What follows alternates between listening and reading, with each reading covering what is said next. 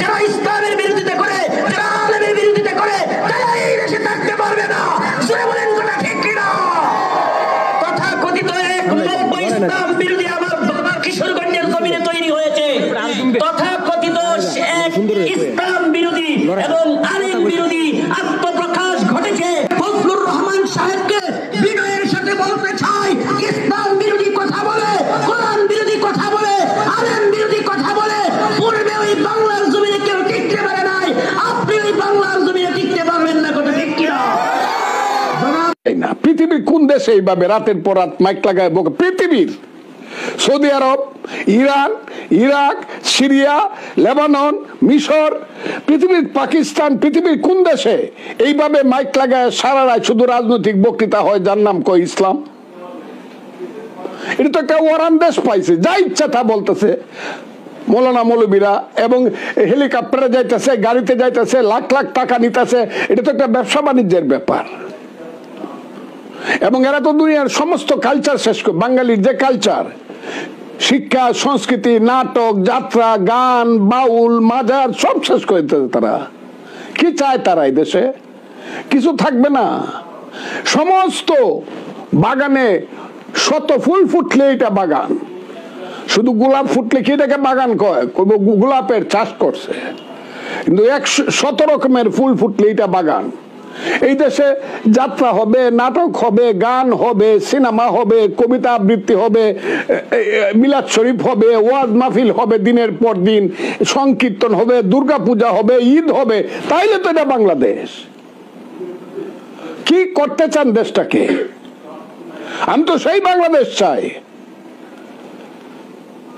এখানে যেমন গান থাকবে, পুবালি হাওয়া পশ্চিমে যাও, কাবার পথে বইয়া যাও রে বইয়া, সেই গরিবের সালাম কানি লইয়া, তেমনি গান থাকবে, ভ্রমর কয় গিয়া, শ্রীকৃষ্ণ বিহনে আমার অঙ্গ যায় জ্বলিয়া রে ভ্রমর কয় গিয়া।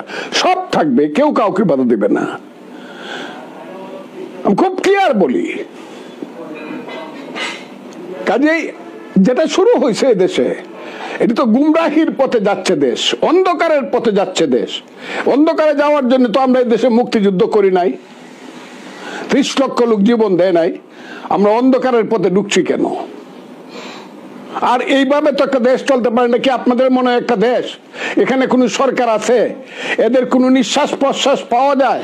আপনি বিপদে পড়লে বলতে পারবেন আমি কোথায় যাব? একটা অরাজনৈতিক এবং একটা অনির্বাচিত সরকার, সেটার মধ্যে গোপনে গোপনে ষড়যন্ত্র করেন, বাজে রাজনীতি করার, এটা বাধা দিব না আমরা? আমাদের বয়স 72 বছর হয়েছে, আমি 77 বছর হয়েছে, আমি 60 বছর পলিটিক্স করি দেশের জন্য, সব শেষ করি।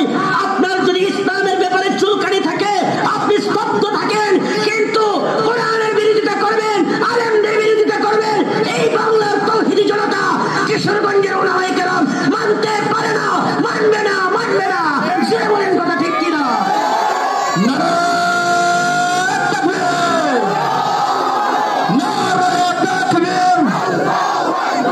ইসলামের শত্রুরা হুঁশিয়ার, সাবধান। আপনার ক্যারেক্টার আমাদের জানা আছে, আপনি একবার এ ডালে যান, অন্য ডালে যান, এই ক্যারেক্টার আমাদের জানা আছে। পরিষ্কার ঘোষণা, এই কিশোরগঞ্জের জমিনের মধ্যে যারা কোরআনের বিরোধিতা করবে, যারা ইসলামের বিরোধিতা করবে, যারা আলেমদের বিরোধিতা করবে, আমরা বলতে চাই, আমি মাহমুদুল হাসান বাশার দীপ্ত কণ্ঠে বলতে চাই, তওবা করুন, আপনার বক্তব্যকে ঐক্য করুন, ঐক্য করে তওবা করে ফিরে আসুন।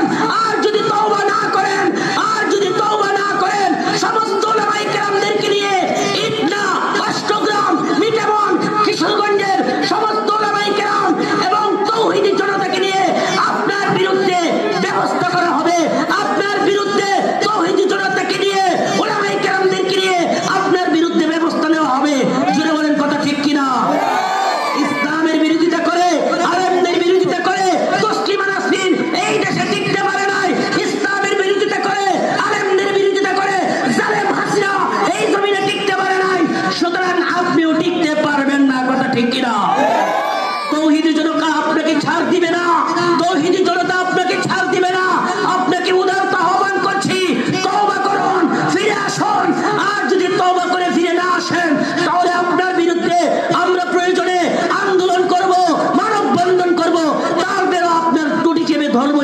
ইনশাআল্লাহ।